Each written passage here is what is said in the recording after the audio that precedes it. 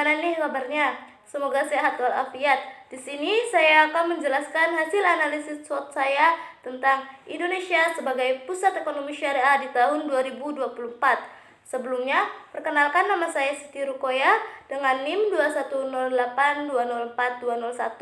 Saya dari jurusan Ekonomi Syariah kelas 4E. Baik, sebelum kita menjelaskan analisis SWOT-nya, kita harus mengetahui apa itu ekonomi syariah. Menurut Profesor Dr. Zainuddin Ali, pengertian ekonomi syariah adalah kumpulan norma hukum yang bersumber dari Al-Quran dan hadis yang mengatur perekonomian umat manusia.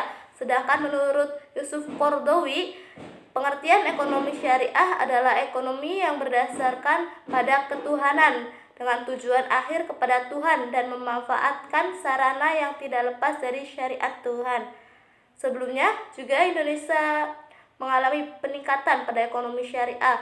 Pada tahun 2018 Indonesia berada di peringkat 10 dan tahun 2019 Indonesia berada di peringkat 5 dan pada tahun 2020 sampai tahun 2021 Indonesia berada pada peringkat keempat. Oke, mari kita bahas analisis SWOT-nya. Yang pertama yaitu ada strength atau kekuatan. Indonesia memiliki populasi muslim terbesar di dunia dengan memiliki 220 juta jiwa muslim di Indonesia. Hal ini menjadikan Indonesia sebagai pasar potensial yang besar bagi produk-produk syariah. Dan yang kedua ada infrastruktur yang memadai. Yang ketiga adanya otoritas jasa keuangan syariah atau OJK syariah. Yang keempat, pengembangan bank syariah dalam upaya pengembangan wirausaha yang ada dalam masyarakat adalah bantuan yang diberikan tanpa jaminan atau penjamin. Targetnya yaitu kelompok dalam masyarakat kecil atau miskin yang kurang mampu untuk mempunyai potensi pengembangan usaha perekonomiannya, serta ketentuan lain yang juga diterapkan adalah jika salah satu anggotanya meninggal, maka mereka dibebaskan dari pembayaran kredit.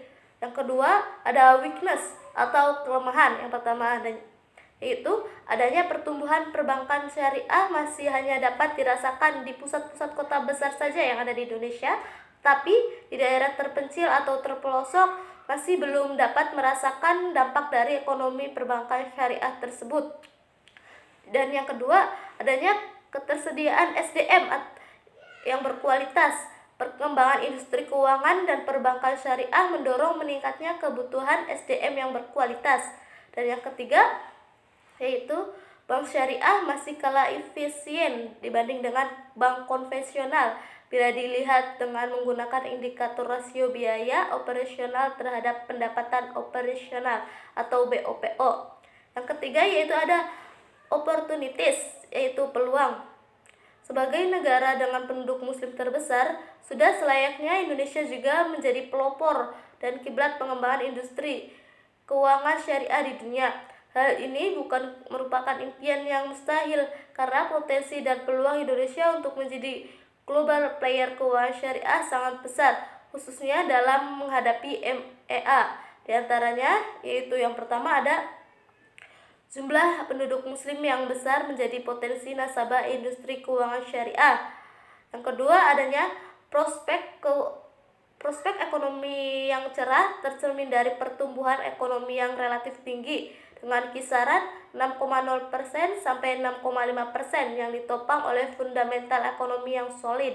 Yang ketiga adanya peningkatan sovereign credit rating. Indonesia menjadi investment grade yang akan meningkatkan minat investor untuk berinvestasi di sektor keuangan domestik termasuk industri keuangan syariah.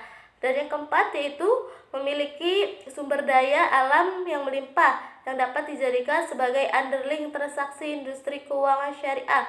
Dan yang keempat adanya ancaman atau threats. Yang pertama yaitu diferensi produk keuangan syariah di Indonesia yang dinilai masih kurang. Yang kedua, pasar potensial domestik akan diambil oleh pesaing dari negara lain.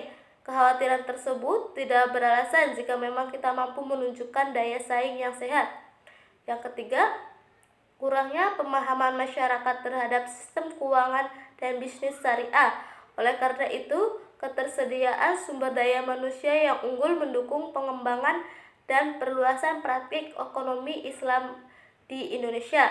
Dan yang keempat yaitu adanya upaya untuk memenuhi gap sumber daya insani atau SDI dari tenaga kerja domestik agar tidak diisi oleh tenaga kerja asing. Yang kelima, masih sempitnya ruang cakupan kompetensi dari praktik ekonomi dan bisnis yang saat ini sekarang hanya masih sebatas pemahaman umum di masyarakat adalah mengenai ekonomi syariah tersebut adalah perbankan syariah. Oke, segitu analisis saya. Terima kasih.